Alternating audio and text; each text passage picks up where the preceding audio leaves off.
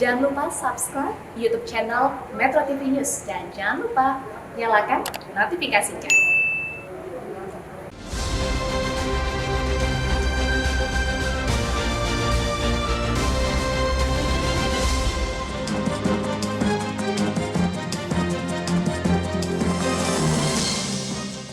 Pemirsa, manuver perpanjangan masa jabatan presiden hingga 3 periode dan penundaan pemilu 2024 telah memakan korban. Demo mahasiswa untuk menolak wacana tersebut ditunggangi penumpang gelap yang hobinya memang bikin rusuh. Ade Armando jadi salah satu korbannya. Menengok ke belakang, seandainya tidak ada suara-suara nyaring dari kalangan elit istana dan partai yang mendorong-dorong agar kekuasaan diperpanjang, maka tidak perlu ada ekses politik dan aksi jalanan. Di lingkaran istana, setidaknya kita lihat ada Menteri Bahlil Lahadalia yang pada Januari lalu menyuarakan keinginan pengusaha agar pemilu ditunda. Kemudian ada Menko Luhut yang mengklaim punya big data yang menunjukkan 110 juta rakyat Indonesia ingin pemilu ditunda. Tapi ketika didesak untuk membuka datanya, Pak Luhut bilang dia punya hak untuk tidak share data tersebut. Tidak pernah mengatakan presiden 30. Tidak pernah. Yang pernah saya katakan. Banyak di bawah itu minta pemilu ditunda, itu ya. Apa salah? Kamu ngomong gini salah, enggak kan? Dengerin. Kan saya punya hak juga untuk tidak share sama kalian. Ya, nggak ada masalah, kenapa mesti ribut? Beda pendapat itu biasa. Kamu harus belajar berdemokrasi ke depan. Sementara di kalangan elit partai ada PKB, Golkar, dan PAN yang koar-koar mengusulkan pemilu 2024 ditunda karena alasan pandemi dan ekonomi. Muncul dugaan ada operator di lingkaran istana yang mengonsolidasikan para ketum ini. Meski bola panas terus bergulir, pernyataan tegas dari Presiden Jokowi yang menolak usul penundaan pemilu tak kunjung datang. Pernyataan Presiden yang akan menaati konstitusi masih dianggap bersayap karena ya konstitusi kan bisa diamandemen ya jika ada kesepakatan politik. Barulah pada 6 April kita dengar Presiden meminta para menterinya berhenti berbicara soal penundaan pemilu maupun perpanjangan jabatan 3 periode. Sehari sebelum demo terjadi, Presiden juga menggelar rapat persiapan pemilu dan pilkada serentak 2024. Dan sehari setelah demo, Presiden melantik anggota KPU dan Bawaslu yang baru. Artinya, case closed, tutup buku sudah segala wacana 3 periode maupun penundaan pemilu. Seandainya ketegasan seperti itu bisa ditujukan lebih cepat, maka tidak perlu kan ada ekses politik yang berkepanjangan. Ya, ujung-ujungnya kita cuma bisa bilang lebih baik terlambat daripada tidak sama sekali. Yuk, sudah saatnya syahwat politik yang menyesatkan berhenti sampai di sini. Move on. Jangan ada lagi yang coba-coba mengotak-atik negeri ini demi kepentingan pribadi. Inilah kontroversi selengkapnya. Stop manuver 3 periode. Bersama saya, Zilvia Iskandar.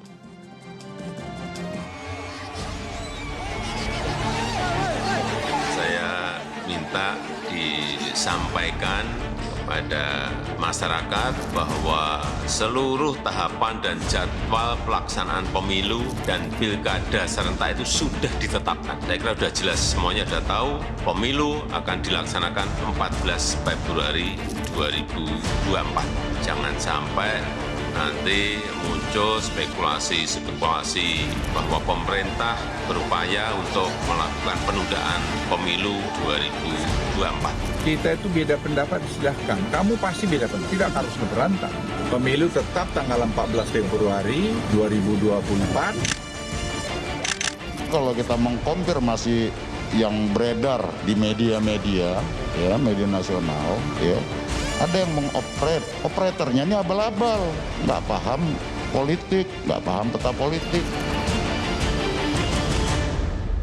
Pemirsa, untuk membahasnya sudah hadir 6 orang narasumber bersama saya di studio Metro TV hari ini. Ada Wakil Ketua Umum PKB Jazilul Fawait, kemudian politikus Partai Golkar Andi Sinulinga, selanjutnya ada Wakil Ketua Umum PAN Viva Yoga Mauladi, berikutnya politikus PD Perjuangan Adian Apitupulu, selanjutnya ada juru bicara PKS Gamal Albin Said, dan Direktur Eksekutif Carta Politika Yunarto Wijaya. Selamat malam Bapak-Bapak, terima kasih sudah hadir di kontroversi malam ini. Saya langsung ke Bang Adian.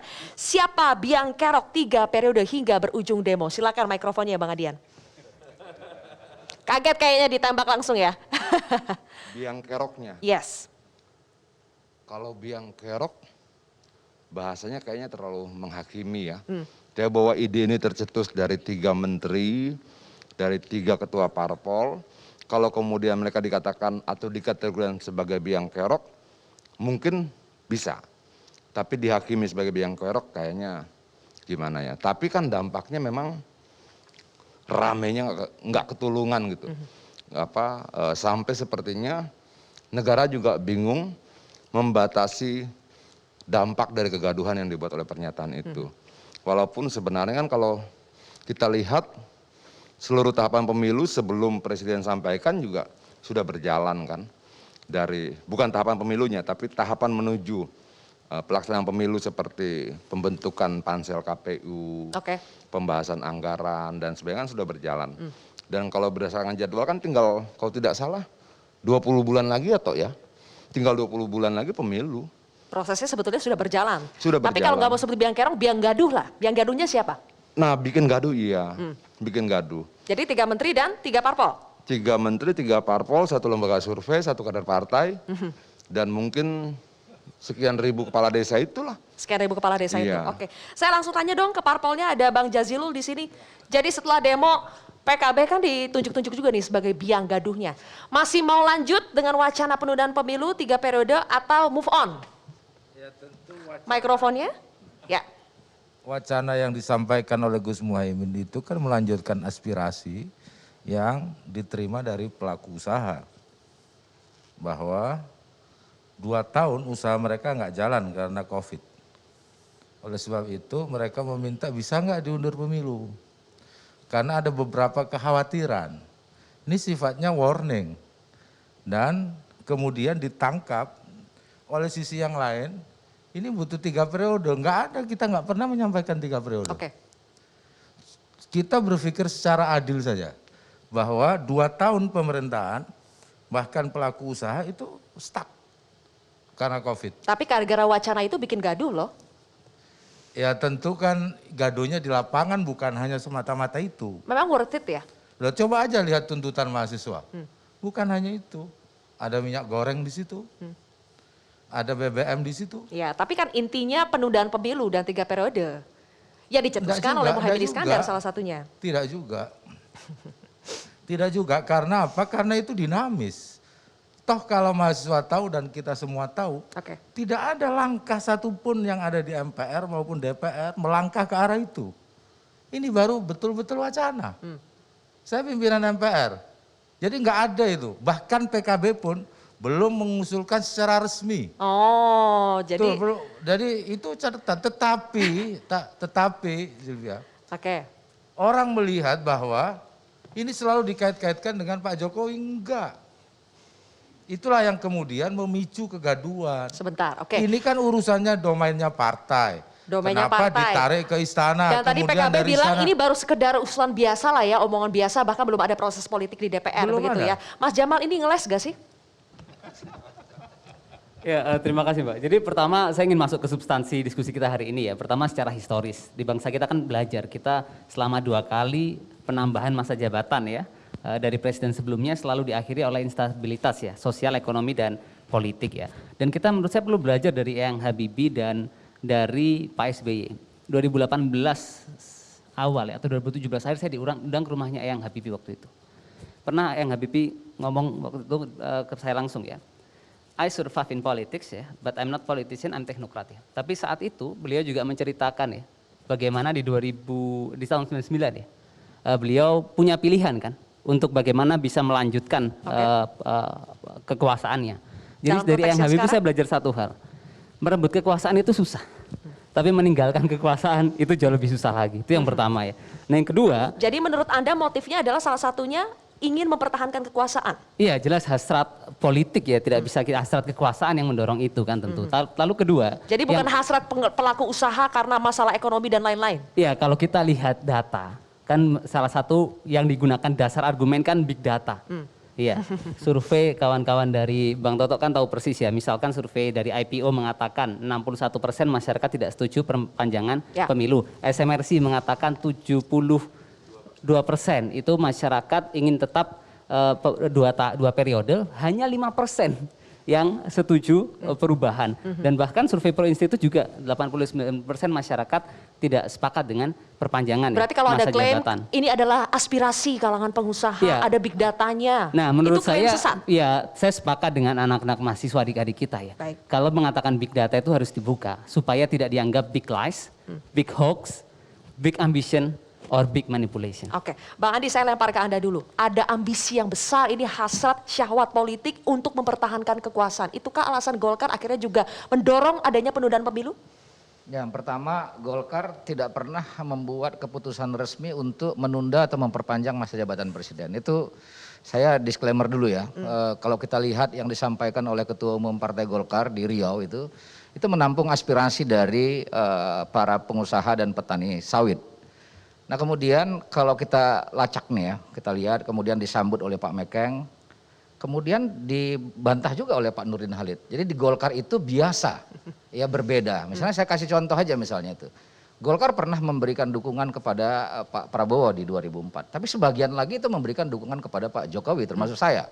Nah itu biasa di Golkar dan kita juga bisa lihat itu. Nah, Ada yang mengatakan di internal Golkar iya, sebetulnya tidak solid mendukung bukan wacana tidak solid. penundaan pemilu ini. Bukan tidak solid. Jadi jangan dipahami, perbedaan pendapat itu jangan dimaknai tidak solid. Jadi pembedaan pendapat itu justru untuk mencari ya siapa yang lebih kuat reasoningnya. Nah, Tapi itu keluar dari ketum sendiri loh. ya keluar dari ketum itu menangkap aspirasi masyarakat. Aspirasi masyarakat yang mana? Karena dari Loh, kan survei-surveinya sudah- semuanya tidak setuju. Bukan saudara, gini. Tadi kalau kita lihat survei ya, ada 72% SMRC yang terakhir gitu ya, menyatakan tidak setuju. Tapi kan ada juga yang setuju. Sebagian kecil. Oh iya sebagian kecil tentu. Tapi kecil pun kan harus didengarkan. Dan itu logika demokrasinya itu. Kecil pun harus kita dengarkan. Nah tapi ketika itu kita dengarkan, kita lihat pandangan dan ini berjalan. Kan kemarin kita lihat itu ada kawan kita yang tadinya juga relatif terbuka terhadap posisi itu. Kemudian mengatakan tidak. Itu saudara Nurul Arifin ya kemarin tadi di-mention oleh kawan kita dari PKS. Jadi tidak pernah ada keputusan resmi dari Partai Golkar untuk menunda atau lagi memperpanjang masa jabatan presiden. Oke, Mas Yoga, apakah sekarang memang partai-partai PAN, Golkar, dan PKB akhirnya berbalik nih dari yang mendorong wacana penundaan pemilu karena sudah ada demo, makanya sekarang balik deh, ya udahlah nggak usah lagi ada penundaan pemilu? Menurut saya gini, Mbak, harus ada pembedaan antara 3 periode masa jabatan presiden dengan penundaan jadwal pemilu. Beda. Kalau untuk periode tiga periode presiden, itu Pak Presiden Jokowi sudah beberapa kali menyatakan dari tanggal 2 Februari 2019 sampai 15 Maret 2021 tidak niat dan tidak minat. Ya, sekarang problemnya adalah soal penundaan jadwal pemilu. Ya. Penundaan jadwal pemilu itu bukan dari istana, tapi itu adalah aspirasi yang dipotret oleh 3 partai, termasuk Partai Amanat Nasional, kemudian diwacanakan. Tentunya dalam proses wacana ini harus mengikuti jalur konstitusi. Tapi ketika Pak Presiden menyatakan pada tanggal 10 April 2022 bahwa pemilu serentak tanggal 14 Februari 2024 dan pilkada serentak November 2024, maka Partai Amanat Nasional mengikuti kebijakan dari Pak Presiden. Ketika sudah ada tanggal pemilu 14 Februari 2024, kenapa masih dicoba digoyang dengan mengatakan usul penundaan pemilu? Wacana penundaan pemilu itu adalah sebelum tanggal 10 April 2022. Tapi ini namanya ruang demokrasi, seluruh aspirasi yang berkembang tentunya dipotret oleh partai politik, baik partai politik yang menolak terhadap penundaan jadwal pemilu maupun yang mendukung jadwal pemilu. Artinya proses dialogis, proses komunikasi yang akan dilalui dalam proses-proses politik itu harus dilalui dan wacana publik sebagian mahasiswa juga menyatakan menolak dan sudah ada ketegasan dari Pak Jokowi atas bahwa nama demokrasi tanggal 10 April 2022 sudah ditegaskan bahwa Selanjutnya kita serentak. akan bahas, Mas Yoga, benarkah atas nama demokrasi kita perlu sampai membuat kegaduhan atau testing the water yang membuat kegaduhan sampai seperti ini?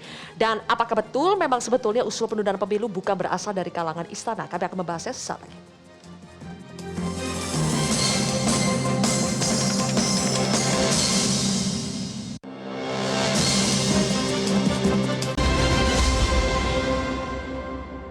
Saya minta disampaikan kepada masyarakat bahwa seluruh tahapan dan jadwal pelaksanaan pemilu dan pilkada serentak itu sudah ditetapkan. Saya kira sudah jelas, semuanya sudah tahu bahwa pemilu akan dilaksanakan 14 Februari 2024. Mas Toto, terlambat gak sih ketegasan dari Presiden ini yang menyatakan tanggal pemilu sekian atau bahkan pernyataan untuk menolak penundaan pemilu? Terlambat tidak? Iya, saya malah melihat dari sisi yang lain ya. Kalau kita bicara secara tata negara, yang bisa melakukan amandemen UUD 45 sehingga kemudian bisa terjadi penundaan atau periode 3 kali, itu bukan Presiden. Dia ada di MPR, di 575 anggota dan 132 anggota DPD. Jadi, tanpa presiden meminta pun atau presiden menolak pun, misalnya secara tata negara MPR secara sepihak tetap menjalankan amandemen ini, amandemen akan tetap terjadi. Ini kan lebih kepada sebuah analisis panggung belakang, presiden karena memiliki 80% lebih kekuatan di parlemen, kemudian bisa mengatur apa yang terjadi di parlemen, sehingga kemudian semua orang menunggu statement presiden. Menurut saya kalau sekedar statement sudah lebih dari cukup. Tapi indikator apa sih yang bisa kita kemudian jaga supaya amandemen ini tidak terjadi kalau kita punya sikap untuk menolak isu ini? Pertama di presiden kita bisa melihat indikator jangan sampai kemudian berhenti pada level statement. Kalau sampai setelah penegasan berulang-ulang ada menteri di bawah presiden yang masih melakukan manuver dan tidak dicopot, berarti ada masalah dengan presiden. Itu pertama. Yang kedua, di sisi MPR, saya setuju dengan teman-teman mahasiswa yang langsung menggeser demonstrasinya bukan lagi di istana. Ya. Karena harusnya disadari bahwa keputusan ini tetap bisa dijalankan terlepas apapun sikap dari presiden. Dan harus diingat adalah ketika perpanjangan terjadi, yang akan menikmati perpanjangan kekuasaan bukan hanya presiden dan menterinya, tapi 575 anggota DPR dan 130 anggota DPD. Mereka juga yang bisa mengganti undang-undang dasar, mereka juga yang akan ikut menikmati. Di situ mengerikan sekali potensial konflik of interest yang akan terjadi. Saya ingin katakan teman-teman mahasiswa, kejar saja nih semua fraksi untuk menyatakan sikap. Berani nggak konferensi pers di hadapan masyarakat untuk menyatakan sikap seperti presiden? Kalau seluruh fraksi dan DPD udah menyatakan sikap, case close. Case close. Bang Jazilul berani nggak menyatakan sikap seperti itu? Sampai detik ini di MPR memang belum ada agenda itu. Jadi saya heran juga apa yang dituntut mahasiswa ke MPR. Karena apa? Karena yang PKB lontarkan atau Gus Muhaimin lontarkan itu sekedar wacana dan warning. Jangan sampai pemilu 2024 itu menjadi masalah. Sekedar wacana dan warning ya? Warning. Saya tegaskan lagi ya, ketika itu Pak Muhaimin sampaikan, kalau nanti pemilu 2024 dilaksanakan akan rawan pertama konflik horizontal. Yang kedua terjadi fresh ekonomi. Dan memang sirkulasi elit bisa memberikan dampak. Nah, supaya pertumbuhan ekonomi jalan, kasih waktu 2 tahun. Itu bisa dilaksanakan kalau semua partai mendukung. Nanti akan saya sampaikan kepada partai-partai. Dan kalau Pak Presiden juga ikut mendukung. Baik, statementnya sekarang seperti ini nih Bang Adian. Awalnya seperti mendorong penundaan pemilu karena ada alasan bla bla bla, tapi sekarang mengatakan ya itu kan baru hanya sekedar wacananya. Ini sebetulnya lempar batu sembunyi tangan gak sih? Ya lempar batu sembunyi tangan. Enggak, harusnya kan gini ya, nggak usah pusing berdebat juga ya, salah aja lah. Nah, pertama itu kalau harus gentle juga nggak mengakui bukan kesalahan? gini loh, semua orang bisa bebas berwacana. Ini kan negara demokrasi. Tapi Oke, salahnya di mana Pak Dian? Sebentar dulu. Tapi kalau kemudian wacana itu ternyata menimbulkan kegaduhan dan pukulan kerasnya bukan ke partai, bukan ke menteri yang bicara, tapi ke presiden, itu kan menimbulkan persoalan baru. Kita sedang selesai dari persoalan COVID yang menghantam seluruh sendi-sendi kehidupan berbangsa, bernegara, ekonomi dan sebagainya. Lalu tiba-tiba ada beberapa orang yang bicara tentang perpanjangan, terlepas dari argumentasinya, bisa nggak dia bertanggung jawab agar pukulannya tidak sampai pada presiden? Bisa nggak dia bertanggung jawab? Saya yang ngomong, saya yang bicara. Kalau mau salahkan, salahkan saya. Kalau kemudian itu tidak sesuai dan salah karena tidak sesuai dengan kehendak rakyat, menukar beberapa pengusaha misalnya, menukar kekhawatiran beberapa pengusaha dengan konstitusi, menukar kekhawatiran beberapa orang dan konstitusi, hajar saya. Jangan presiden. Nah saya tuh saya tuh rindu punya menteri, punya partai pendukung, partai koalisi yang berani pasang badan begitu. Kalau yang jangan sekarang... ngomong, sebentar dulu. Jangan ngomong, habis itu presiden digebukin, semuanya diam. Seolah ini kan begini, nggak bisa dong. Balik badan? Iya, dampaknya itu pada presiden. Dampaknya pada 20 bulan terakhir masa jabatan presiden ini. Yuk, yang bicara, yang melemparkan wacana, bertanggung jawab terhadap dampak dari wacana yang disampaikan. Oke, Golkar gimana tanggung jawabnya, Bang Andi? Ya kalau Golkar lagi-lagi secara institusional nanti biar DPP yang sampai hari ini belum memberikan keputusan apa-apa terhadap itu, kecuali memang sini saya ngomong pribadi saya ya, memang sebaiknya tidak perlu ada penundaan itu. Ya, jadi saya tarik tadi, demokrasi itu ya memang gaduh gitu. Ya, demokrasi gaduh iya gitu. Yang bikin gaduh itu bukan hanya kita berwacana, tapi juga kebijakan pemerintah juga bisa bikin gaduh. Dan kita lihat berbulan-bulan tuh gaduh kebijakan pemerintah soal minyak goreng itu. Jadi sekarang problem kita adalah bagaimana kita mengelola kegaduhan ini dengan cara yang lebih produktif. Nah walaupun saya mau memberikan ini di sini misalnya bicara sebagai pribadi, saya nggak setuju itu dengan perpanjangan itu. Udah saya sampaikan di kawan-kawan di dalam itu bahwa kita orang-orang yang concern berjuang untuk melakukan pembatasan masa presiden, dan saya bahkan menyampaikan itu, yang bisa dengan suka-suka kayak gini-gini nih, Pak pimpinan partai dan kemudian presiden, beberapa orang itu yang bisa bikin ngerubah-ngerubah itu udah kayak sistem khilafah aja gitu itu. Oke. Jadi menurut saya bahwa udah ini menurut kita ini selesai ya, selesai, tinggal memang saya garis bawahi dapat sampaikan Toto ya. Jadi memang kalau adik-adik ini mau mahasiswa ini masuk ke DPR, jumpain fraksi-fraksinya, itu kemudian memberikan penegasan dan kemudian selesai. Nah tapi ada satu, Zilvia, satu yang dipersepsikan adik-adik ini dan banyak orang tentang kredibilitas KPU. Oke. Nah, karena masih dikhawatirkan KPU ini akan bicara, diduga tidak akan sanggup melaksanakan pemilu, dan ini juga dugaan ini juga harus dibikin terang sehingga kegaduhan ini pun bisa cepat selesai. Kenapa ya ada keraguan kredibilitas KPU tidak bisa menyelenggarakan pemilu? Kan kalau kita lihat laporan yang ditulis oleh kawan-kawan ya, mass media itu kan ada beberapa skenario. Oke. Ya, termasuk skenario KPU untuk tidak sanggup melaksanakan pemilu. Itu ada di publik. Oke. Dan kemudian Saya tertarik dengan statement tadi Anda bilang ya demokrasi itu memang gaduh ya, tapi apakah worth it? Mas Toto, kegaduhan yang bergulir selama berbulan-bulan itu baru ada jelas statement yang tegas itu di ujung. Apakah worth it sampai ada mahasiswa yang turun ke jalan, penumpang gelap dan sebagainya? Betul, demokrasi harus gaduh. Tapi yang saya ingin katakan adalah apa yang kita lihat terkait dengan isu penundaan atau 3 periode itu dimulai dengan stimulus kegaduhan yang tidak berkualitas. Berikan contoh konkret deh. Ketika berbicara mengenai data, survei tidak ada satupun lembaga survei yang sering berbeda mengatakan ada hanya sedikit atau minoritas yang setuju dengan isu penundaan. Kedua, ada bantahan antitesa big data. Big datanya tidak ada. Mau itu 100 juta versi Caimin, 110 juta versi Pak Luhut, semuanya tidak ada. Tapi mereka yang memberikan stimulus itu. Yang ketiga, asumsi secara historis. Bahlil mengatakan bahwa kita pernah maju, kita pernah mundurin pemilu. Itu semua terjadi ketika sebelum ada amandemen 1 UUD 45 yang memberikan penegasan pembatasan kekuasaan. Yang keempat, alasan karena ekonomi. Data menunjukkan market IHSG, pertumbuhan ekonomi, peningkatan daya konsumsi, itu selalu distimulus oleh yang namanya pemilu, oleh yang namanya pilkada serentak. Kelima, adanya ketidakpastian di pelaku usaha, bahwa ketika ada pemilu akan terjadi goncangan, akan ada ketidakpastian.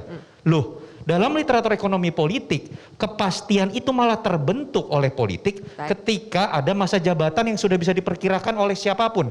Terakhir misalnya, ketika berbicara mengenai alasan bahwa ini bisa menimbulkan keributan, konflik, polarisasi. Sejarah kita memperlihatkan pasca reformasi pemilu kita selalu damai. Baik. Dan bahkan di Pilkada DKI yang menyentuh isu yang paling sensitif SARA sekalipun hasilnya bisa diterima oleh semua pihak. Jadi tidak ada satupun menurut saya alasan yang cukup berkualitas yang bisa kemudian dijadikan hal yang bisa kita pro dan kontrakan. Harusnya kita cuekin aja. Presiden kemudian sudah mengatakan selesai. Baik. Karena tidak berkualitas. Sekarang tinggal kita tagih elemen yang lain, dalam hal ini MPR, berani tidak memiliki ketegasan seperti Presiden. Oke, berani tidak memiliki ketegasan seperti Presiden ketika ada orang-orang di kalangan Presiden yang mengklaim data-data tersebut. Mas Gamal, menurut Anda Presiden itu harus bagaimana kepada menteri-menterinya yang mengklaim punya big data sekian, apa yang harus dilakukan? Jadi pertama, Daru, menurut saya ada dua aspek ya. Jadi dari sisi Pak SBY dulu itu pernah mengatakan sesuatu yang luar biasa di akhir kepemimpinannya. Jadi beliau mengatakan begini, kalaupun ya kalaupun undang-undang tidak melarang ya, saya maju 3 periode, saya tidak akan maju. Jadi statement itu saya pikir tegas karena di awal proses politik kemarin Pak Jokowi juga sempat menyatakan bahwa penyampaian pendapat itu bagian dari proses demokrasi. Itu mungkin yang pertama. Lalu yang kedua yang menurut saya itu penting adalah pendapat tadi ya soal menunda pemilu, lalu ada cara-cara konstitusional ya. Jadi saya melihat begini, yang dilakukan hari ini ya dengan mengatakan bahwa kita bisa mengubah konstitusi untuk menambah 3 periode itu adalah cara untuk menghancurkan demokrasi dan mengkhianati semangat reformasi dengan cara-cara yang konstitusional. Nah, dan itulah musuh kita bersama. Karena jangan hanya dilihat sebagai sebuah pasal dan ayat. Karena hakikat dari demokrasi itu sendiri adalah membatasi kekuasaan, bukan memperpanjang kekuasaan. Bahkan karakter demokrasi itu adalah periodik ya, election. Itu menjadi poin yang penting ya. Jadi dari lubuk hati paling dalam saya berharap Pak Jokowi juga bisa memberikan ketegasan ya untuk mengatakan bahwa walaupun ya ada amandemen, walaupun ada upaya, saya tidak akan maju 3 periode. Baik. Dan beliau memberikan sanksi yang tegas ya kepada menteri, orang-orang di bawahnya yang telah menampar beliau. Terima kasih. Oke, Bang Adian, jadi Presiden harus memberikan sanksi yang tegas kepada menteri, orang-orang di bawahnya yang telah menampar muka beliau. Silakan ditanggapi nanti dan juga Mas Yoga, tapi kita harus jeda terlebih dahulu pemirsa, kontroversi akan kembali sesaat lagi.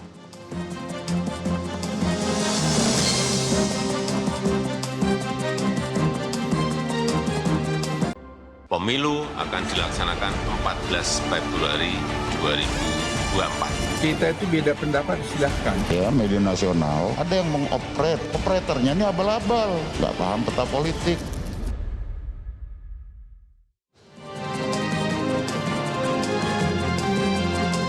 Kembali lagi di kontroversi pemirsa, stop manuver 3 periode. Bang Adian, tadi Mas Gamal mengatakan Presiden harus memberikan sanksi kepada pembantunya maupun elit politik yang menampar mukanya dengan bikin kisruh penundaan pemilu ataupun 3 periode.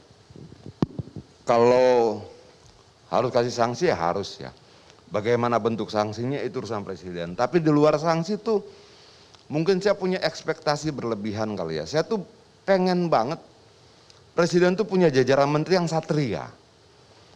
Presiden itu punya partai pendukung yang satria. Kalau saya yang salah, saya tanggung akibatnya. Bukan kemudian dia yang ngomong, dia ngeles, Presiden yang kena. Saya pengen di sekeliling Jokowi itu didampingi satria-satria seperti ini gitu loh. Bahwa dia harus dapat sanksi, ya bagaimana bentuknya urusan Presiden. Tapi ketika kita tidak punya satria-satria di samping Presiden, yang bukan saja menjaga dia, kalau perlu Presiden yang salah, orang ini yang pasang badan. Kalau menurut saya ya, dalam bayangan saya itu seperti itulah seharusnya Jokowi itu dikelilingi oleh orang-orang seperti itu. Nah ini terbalik, yang salah bukan Presiden, yang salah menterinya, ketua umum partai di sekeliling dia. Tapi yang pasang badan Presidennya, yang didesak Presidennya. Enggak, saya ini dulu sebentar ya. Ini soal salahnya di mana? Kami kan partai punya kedaulatan untuk menyampaikan pendapat, termasuk soal penundaan. Di mana soalnya? Dan di konstitusi juga itu dibolehkan melakukan amandemen. Jadi apa soalnya? Di mana salahnya? Apa Di soalnya? mana soalnya? kita bisa memperdebatkan salah benarnya. Panjang sekali kalau kita perdebatkan. Tapi apapun itu, per hari ini. Dan patut dicatat, kami tidak pernah misalkan tidak mau bertanggung jawab, lari. Enggak. Kami akan hadapi wacana Yang itu. saya jawab yang salah benar atau lari. Ini nggak ketemu. Makanya tadi dibilang. Nah, sebentar loh, yang Jawab dulu ini- Bang Adian. Nah, oke. Kita bisa perdebatkan salah benarnya sangat panjang.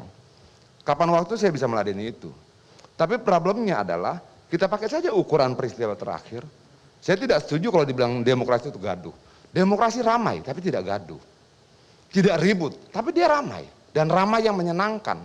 Tapi hari ini ketika bangsa ini sedang punya persoalan ekonomi dampak Covid yang sekian besar, di mana pantasnya kemudian kita bilang konstitusi dirubah karena keinginan pengusaha misalnya. Konstitusi dirubah karena ekonomi. Walaupun kita bisa perdebatkan juga. Bukankah kalau ada pemilu ekonomi berputar karena uang itu keluar sekian banyak? Artinya ekonomi bisa pulih lebih cepat kalau pemilunya berjalan. Nah, dampak itu tidak tepat menurut saya. Apapun itu, akhirnya Indonesia sampai hari ini masih penuh dengan demonstrasi. Puluhan orang ditangkap. Karena awalnya dari mana? Ya ucapan-ucapan itu. Baik. Kalau kemudian tidak merasa bersalah karena itu, ya silahkan ucapkan lagi. Tapi kalau kemudian kita satria, ayo kita bilang, hajar saya. Jangan presiden. Saya yang ngomong, bukan presiden. Saya selalu bilang begitu. Iya dong. Ini nggak ada hubungannya dengan Pak Jokowi. Pak Muhaimin menyampaikan ini. Dan tidak selesai di kata-kata. Lakukan sesuatu. Apa yang harus dipertanggungjawabkan di mananya? Misalnya turun ke kampus-kampus, jelaskan pada mereka. Gerakan seluruh organisasi partai. Ngomong ke rakyat sampai ke bawah. Kita itu sedang memperjuangkan untuk penundaan. Kan itu, makanya kita lobby partai-partai untuk penundaan. Masih Bang sampai Nah. sekarang. Maksud saya apa? Pendapat kita ada di situ. Kan kita ini satu partai, satu koalisi. Ya kan? Dan Gini, apa saya Ya, tengahin Bang ya. Adi. Secara prosedural formal, ketatanegaraan, amandemen itu mungkin. Ini persoalan kita kan bukan di situ ini. Jadi ini kan nggak ketemu bicara prosedural formal, ini mempersoalkan substansial, di sini bicara prosedural formal. Nah yang dipersoalkan ini sekarang di ruang publik adalah substansinya. Apakah bisa dipakai prosedural formal itu untuk membahas substansi yang kita anggap nih sekarang ini masyarakat menganggap itu. Bahwa ruh demokrasi itu justru jangan mau dibatasi dilonggarkan untuk alasan kekuasaan dengan alasan prosedural formal. Kan di situ saya kira yang nggak ketemu nih perdebatannya itu. Karena itu saya tetap... Tapi Anda sepakat partai harus bersikap kesatria juga, jangan sampai bolanya malahkan ke presiden. Pukulan itu jangan sampai bukan ke presiden. hanya partai, semua kita sebagai anak-anak bangsa dan bukan hanya partai, tapi kita semua dalam berbagai isu, ya itu harus konsisten. Nah kalau dibilang, coba kita lihat track ke belakang itu, kegaduhan itu bukan hanya dimunculkan dari persoalan tunda pemilu, omnibus law juga gaduh, banyak sekali tuh kegaduhan-kegaduhan yang terjadi. Nah jadi kalau kita mau lihat ini semua, saya tetap mengatakan aspirasi pandangan satu sisi, sesalah apapun pandangan itu, kalau kita demokrasi, maka pandangan itu kita hadirkan di ruang publik. Ya, masalah pandangan itu diakseptasi oleh partai-partai politik, oleh elit-elit politik, itu soal kemudian. Misalnya kayak PKB sampai hari ini nih, ya kalau Golkar kan sudah tegas, gitu ya, stop dan menegaskan apa yang disampaikan Pak Jokowi. Jadi Golkar sudah stop nih, stop dengan wacana penundaan pemilu. Saya kira stop. Saya kira atau sudah pasti? Ya siapa yang bisa memastikan? Saya kira stop. Oke. Karena ini gini sebentar ya. Saya harus pindah ke Mas Yoga. Ini kan bukan sebentar. Ini kan bukan hanya Golkar. Tapi kalau kita mau terbuka ini gentle melihat ini ada sebuah yang besar yang nggak bisa dilihat dengan semata-mata membaca di media. Ini kita juga desas-desusnya tahu kok ini semua. Maksudnya apa nih sebuah yang besar? Operatornya. Bentar, ini jadi tidak menyelesaikan persoalan tapi melahirkan prasangka-prasangka baru loh. Lah justru politik itu kita ini sekarang semua serba prasangka. Tadi Bung Adian mengatakan, kalau ini pasang badan dong menteri-menterinya. Sekarang saya tanya kalau bicara prasangka, kalau kayak gitu, itu prasangka dan saya bisa berprasangka dengan mengatakan, kenapa presiden membiarkan menteri-menterinya bicara seperti ini? Ucapan itu berdampak. Dampaknya tidak pada menteri. Iya, dampaknya pada presiden. Sekarang presiden kenapa membiarkan menteri-menterinya untuk berbicara begitu dan mengatakan bahwa ini bagian dari demokrasi yang disampaikan Presiden. Dan kemudian saya juga bisa menduga bahwa membiarkan dong. Kegentlemenan orang yang bicara itu yang harusnya ditunggu. Loh, itu Presiden yang ngomong bahwa itu bagian dari demokrasi, hak mengungkapkan pendapat itu disampaikan. Jadi presidennya salah juga gitu ya? Saya tidak mengatakan salah, tapi presidennya mengatakan, membiarkan juga. Enggak, itulah kerennya presiden kita. Sudah salah masih dijaga. Tapi yang enggak keren itu menteri-menteri dan partai pendukungnya. Pasang badan dong buat presiden. Ya. Ayolah berkorban buat presiden. Oke, jadi sudah tadi saya katakan bahwa ini bukan bersumber dari istana. Ini adalah. Ini lagi bentuk pasang badan kan? Tadi sudah saya katakan bahwa ini bukan bersumber dari istana. Tadi sudah saya katakan. Padahal belum jadi kecurigaan ada operator dari lingkungan istana, benar atau tidak, Mas Yoga? Yang kedua ini. Soalnya ini disinggung oleh Bang Andi. Betul tidak ada operator dari istana yang mengorkestrasi partai-partai semua partai ini? politik ini juga operator politik kan. Gitu. Jadi yang kedua ini soal periodisasi tiga periode. Itu saya rasa seluruh partai politik sekarang sudah mencabut tidak lagi menggunakan untuk melakukan amandemen. Jadi saya rasa untuk wacana 3 periode sudah close, sudah selesai. Oke, 3 periodenya jadi sudah. Penundaan pemilunya?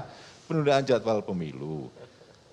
Pak Jokowi sudah mengatakan bahwa pemilu dilaksanakan 14 Februari 2022. Partai Amanat Nasional meyakini bahwa itu adalah merupakan kebijakan dari pemerintah.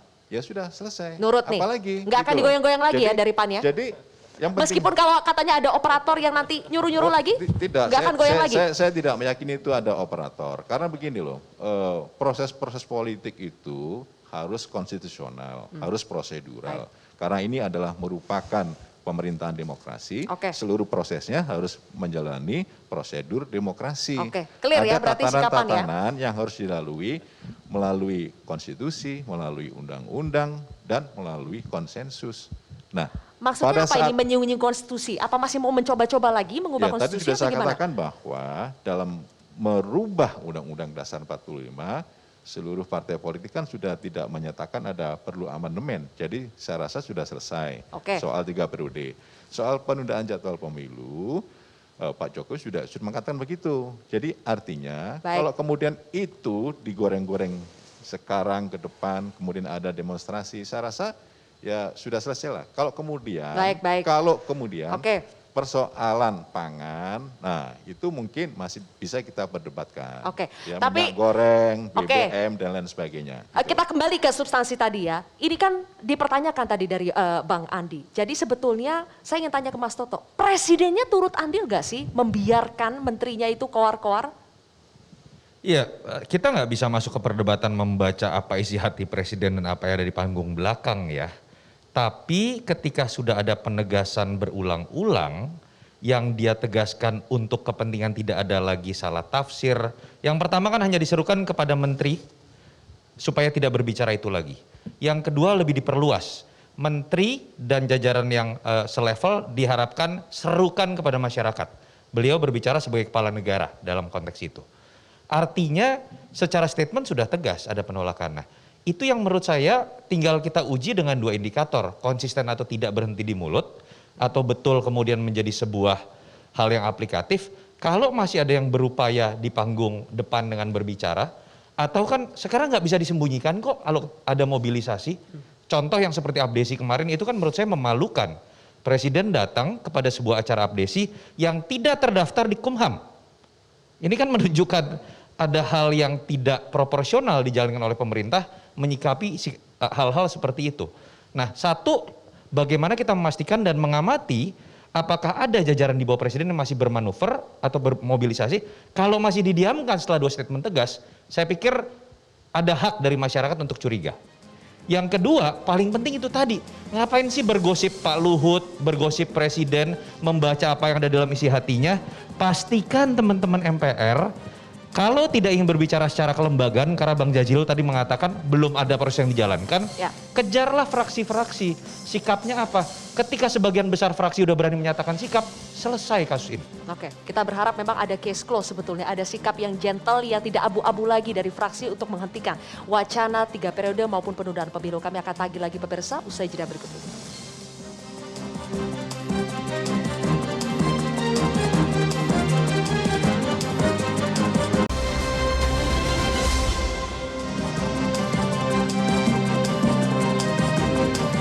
Kita sudah sampai di segmen terakhir kontroversi. Jadi Bang Jazilul, kami butuh ketegasan di sini, rakyat butuh ketegasan. Jadi stop manuver penundaan pemilu 3 periode atau masih mau lanjut terus? Saya menghormati konstitusi yang ada, menghormati sikap semua partai-partai yang ada terkait penundaan karena sikapnya Gus Muhaimin. Saya sebagai wakil ketua umum saya tegak lurus. Sebelum beliau meminta saya mencabut, saya tidak akan cabut. Jadi tetap Saya dengan akan terus. usulan penundaan Iya. pemilu? Tetap? Tetap. Sebelum Gus Muhaimin menyampaikan sudah berhenti. Saya akan terus. Meskipun Karena ini presiden bilang keputus- sudah menyudahi, sudahilah Nggak ada wacana-wacana seperti hubungannya ini. dengan saya. Saya ditempatkan menjadi pimpinan MPR oleh Gus Muhaimin, bukan oleh Pak Jokowi. Oh, masih mau lanjut. Next, Mas Viva. Lanjut atau stop? Ya, karena Presiden tidak berkenan untuk penundaan jadwal pemilu, artinya Partai Amanat Nasional mengikuti kebijakan Pak Presiden. Yang kedua, proses demokrasi ini kita harapkan dalam peningkatan kualitas kelembagaan demokrasi, peningkatan kesadaran politik rakyat, ada kegaduhan, ada keramaian, itu adalah merupakan bagian dari demokrasi, tetapi harus konstruktif dalam rangka untuk mengembangkan peningkatan kualitas demokrasi Indonesia yang baik, Oke. yang humanis, ya, yang sopan, Baik. yang konstitusional. Oke, intinya sikapnya menuruti presiden untuk menyetop segala macam wacana penundaan pemilu 3 periode. Bang Andi? Ya, saya ikut presiden. Siapapun boleh-boleh saja mengusulkan wacana penundaan pemilu dan perpanjangan masa jabatan presiden, menteri, dan partai politik karena itu kan demokrasi, bebas saja berpendapat. Itu kata Pak Jokowi. Tanggal 5 Maret. Tetapi kalau sudah pada pelaksanaannya semua harus tunduk dan taat pada konstitusi, kata Pak Jokowi. Ini dari media yang saya dari media Indonesia saya kutip. Itu ada satu segmen begitu. Nah, kemudian kemarin setelah 1 hari Minggu, Pak Jokowi mengatakan stop. Ya stop. Nggak ada pilihan lain, kita stop penundaan pemilu ini supaya move on ya, kita menghadapi dan sudah KPU sudah dilantik dan seterusnya. Akan dituruti ya, partai akan nurut dengan presiden. Oh, Menko Erlangga juga sebagai ketua umum Golkar juga akan nurut dengan presiden. Ya? Prinsipnya kan gini, secara demokrasi clear sama dengan presiden. Tapi secara substansi bahwa itu tidak dimungkinkan, yes, itu tidak dimungkinkan untuk dilakukan. Oke, Mas Gamal, masih perlukah ada aksi jalanan turun untuk mendemo soal penundaan pemilu maupun 3 periode? Karena informasinya 21 April masih akan ada. Seandainya ada sikap partai yang jelas seperti ini, apa masih perlu ada aksi jalanan? Saya pikir sikap partai tadi belum jelas ya, dan mungkin mohon izin Yai, ada satu kaidah fikih ya, darul mafasidi muqaddamun ala jalbil masolih ya. Jadi menolak bahaya diutamakan dari mengambil sebuah manfaat ya. Saya pikir kiai-kiai kita dulu mengajarkan demikian, itu yang pertama. Lalu kedua, saya mungkin juga tidak sepakat jika Pak Jokowi lepas dari ini semua, karena indeks demokrasi kita turun. Bahkan tahun lalu indeks demokrasi kita ya, menurut The Economist itu paling buruk semenjak 14 tahun terakhir ya, sebelum ada laporan kenaikan sedikit di tahun ini ya. Jadi Pak Jokowi sebagai pemimpin punya tanggung jawab moral dan konstitusional untuk memperbaiki kualitas demokrasi kita, karena sekarang negara kita termasuk default demokrasi, yang demokrasi tidak sempurna. Baik. Dan terakhir ya, sebagai generasi muda, jangan senior-senior ya di politik ini memberikan teladan yang tidak baik ya. Ya, merubah konstitusi, ya, menghancurkan semangat reformasi hanya karena birahi politik semata. Terima kasih. Hanya karena birahi politik. Tapi poin kedua tadi soal Pak Jokowi harus bertanggung jawab secara moral dan konstitusional. Bang Adian, tanggapannya? Tadi disampaikan tentang Omnibus Law juga buat keributan. Aduh, gimana ya bicaranya ya. Ini kebijakan, ini kata-kata. Kebijakan itu untuk sebuah kepentingan yang diyakini lebih baik, lebih besar untuk rakyat. Ini kata-kata. Tapi kata-kata ini kemudian Mikrofonnya. membuat puluhan orang ditangkap, membuat sekian bangunan dibakar. Melihat, yuk kita bertanggung jawab. Dan itu bukan kesalahan Presiden Jokowi. Iya, tapi Bung Adian, Sebentar. kebijakan itu juga dari diskursus, dari wacana, ada yang pro, ada yang kontra. Oke, selesaikan Bang Adian. Kita mau perdebatkan itu? Iya, nggak apa-apa. Terus Nggak, kita aja. mau perdebatkan itu. Boleh kita perdebatkan. Kalau Tidak ada Perdebatkan waktu tentang lagi untuk kebijakan perdebatkan masih itu. ada waktunya. Enggak dong. Tidak ada waktu lagi, fokus ke pertanyaan saya saja. Iya, artinya bahwa ada kata-kata yang kemudian apapun motifnya, apapun tujuannya, salah, benar atau tidak, itu nggak perlu kita perdebatkan. Tapi di sana ada puluhan orang ditangkap, di sana ada ratusan orang luka, di sana ada bangunan terbakar. Itu dari kata-kata. Yuk kita sudahi. Ayo kita sudahi. Kalau kemudian dianggap kata-kata itu salah, mungkin kita bisa berdebat tentang salah benarnya. Tapi supaya tidak ada lagi penangkapan, supaya tidak ada lagi yang luka, supaya tidak ada lagi yang terbakar, ayo kita bilang minta maaf. Baik, oke. Mas Toto, bagaimana menyudahi kegaduhan ini? Ya, saya pikir tidak pernah ada di sejarah dunia seorang presiden memiliki sebuah legacy dikarenakan perpanjangan kekuasaan. Semuanya berakhir dengan tidak baik ketika legacy yang coba ditinggalkan adalah perpanjangan kekuasaan. Lalu legacy apa yang harus dibangun? Saya pikir sederhana kok, tinggal belajar dari apa yang terjadi pada presiden yang juga pernah 2 periode. Ada Pak SBY. Pak SBY memiliki tingkat kepuasan publik pada saat maju kembali sangat tinggi. Tapi berakhir menurut saya dengan agak menyakitkan.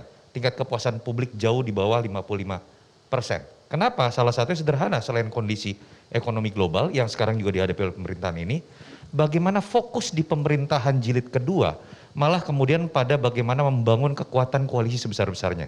Kita ingat ada setgap, kita ingat ada yang namanya koalisi Tambun, istilah itu muncul. Lalu berakhir seperti apa? Pengkhianatan dari beberapa partai yang mendukungnya, sehingga muncul hak angket mafia pajak, hak angket senturi. Dari pembelajaran sejarah itu sederhana, Pak Jokowi apakah bisa berharap membuat legacy dengan kemudian menampung terlalu banyak keinginan partai yang sekarang juga diantaranya sedang menguji Pak Jokowi untuk memperpanjang kekuasaan? Saya pikir sejarah mengatakan itu pilihan yang salah. Baik, oke. Terima kasih Bapak-Bapak kali ini sudah hadir berbagi bersama kami perspektifnya di kontroversi pada malam hari ini. Dan pemirsa, demikianlah kontroversi. Saya Zilvia Iskandar mewakili rekan-rekan bertugas mengucapkan terima kasih atas kebersamaan Anda. Tetaplah bersama kami di Metro TV, kita jumpa lagi minggu depan.